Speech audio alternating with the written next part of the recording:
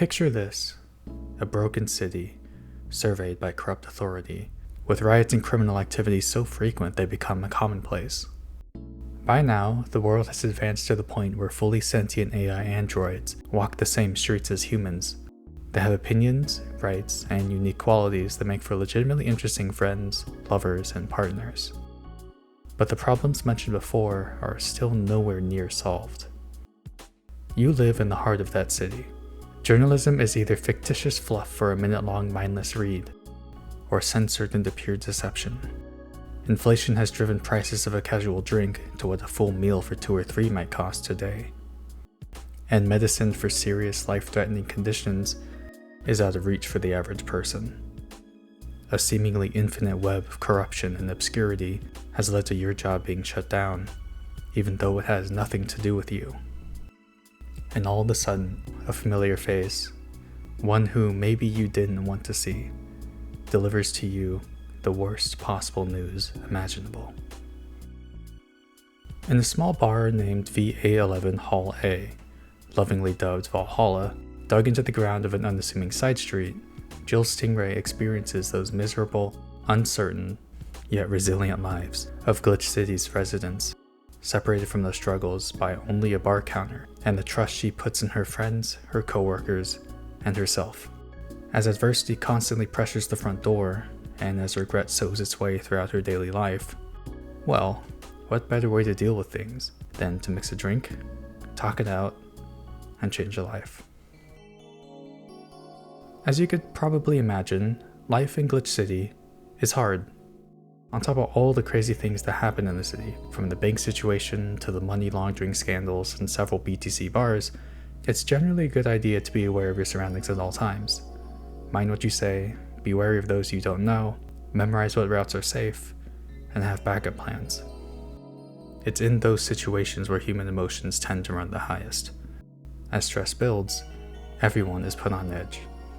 If there is a risk of something happening, there's a bigger chance it will have a major impact on you or your loved ones.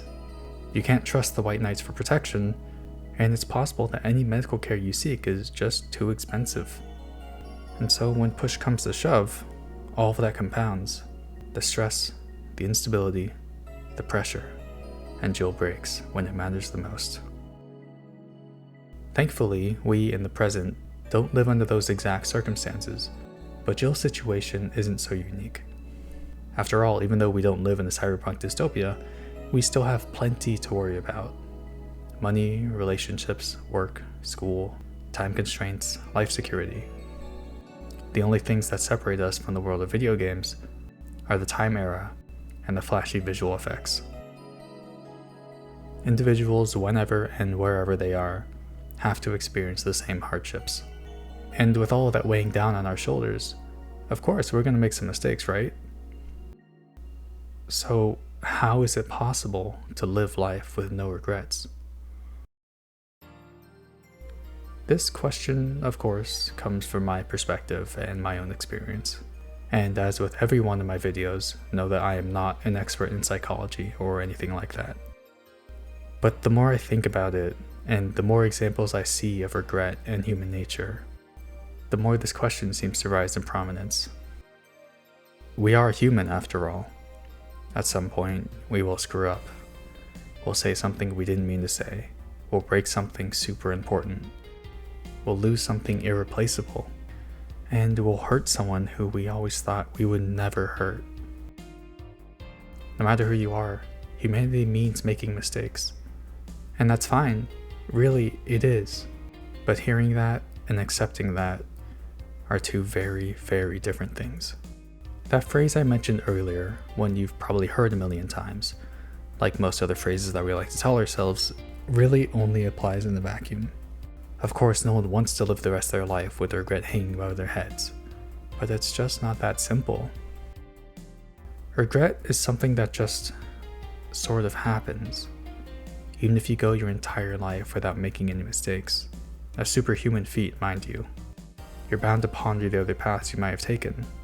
Like what would have happened if you decided to follow that interest in biology instead of becoming an accountant? Or where would you be right now if you listened to that voice telling you to move overseas? Not every correct decision is best for everyone. Life isn't a straight road. And on top of the idea that choosing one option means leaving the other behind, a lot of the decisions we make are investments for the future that might end up sacrificing the present.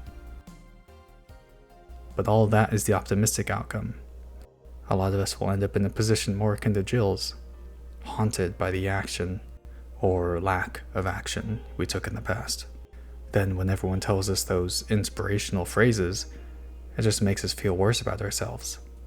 Yeah, we know we shouldn't live with regrets, and we know it's best to talk it out and move on. But life ain't that easy. It takes a lot of energy and courage to confront regret head on, and it only gets harder the longer ago it originally took place. We might start worrying about whether it's even worth to try after so long. Maybe the other person's moved on already, so it might be best to move on as well. Then why is it so hard to move on? The answer to that question is often harder than the confrontation itself. After all, we know deep down that it is for the best if we resolve any conflict that's haunting us for so much time, but going through the effort to do so is akin to ripping off a big, really painful bandage. Even though it'd be nice to get rid of it, it's at least livable. The problem with leaving that regret alone is, as we see in Jill's case, sometimes life throws a curveball, one that ends up hitting really, really hard. And then, well, you missed your chance. I might not be an expert in this field, but I do at least have my own share of it. I know that it's best to do what I can with the time I have instead of waiting for the right opportunity. But what exactly is that right opportunity? In the end, it doesn't even matter. Waiting idly by as life moves on is what will lead to more change, and by extension, even more regret. We can't change the past. We can't predict the future. And in fully understanding those implications, we suddenly do feel the unending flow of time. But at least we have control of the present. What Valhalla depicts is not only a beautifully tragic tale of regret, but also a powerful and inspiring story of acceptance. Jill isn't able to make amends with Lenore, but she is able to rebuild her relationship with Gabby. She isn't able to take back what she said, but she can pledge to a new life. She can't undo those years of regret, but she can make up for lost time. In other words that might be a bit more straightforward, I don't think it's possible to live life without regrets.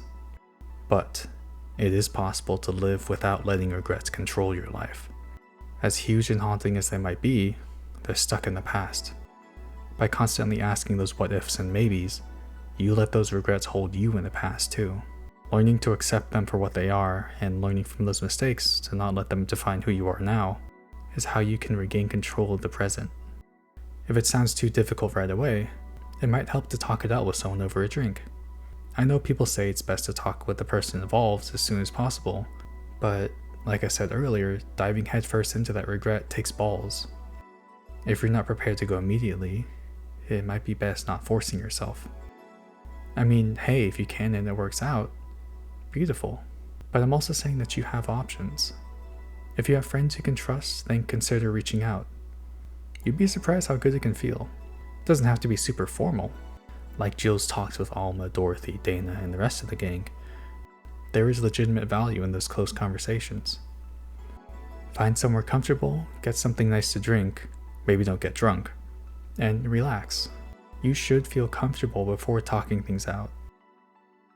And when you're ready to confront things head on, know that the other person probably has as much regret as you do.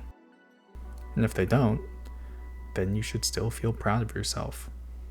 You worked hard to get to that point, and that person doesn't deserve the respect you tried giving to them. Life is hard, both for the citizens of Glitch City and for us today. As such, I personally believe that a life without regret is kind of a tall order. It's okay to make mistakes, and it's okay to have regrets. So instead of beating yourself up over it, maybe try this. Work to prevent those mistakes from becoming regrets. But when you do deal with a regret, make sure it doesn't control you. You're doing your best. It'll be alright. Keep it up, and you never know. You might end up changing someone's life for the better.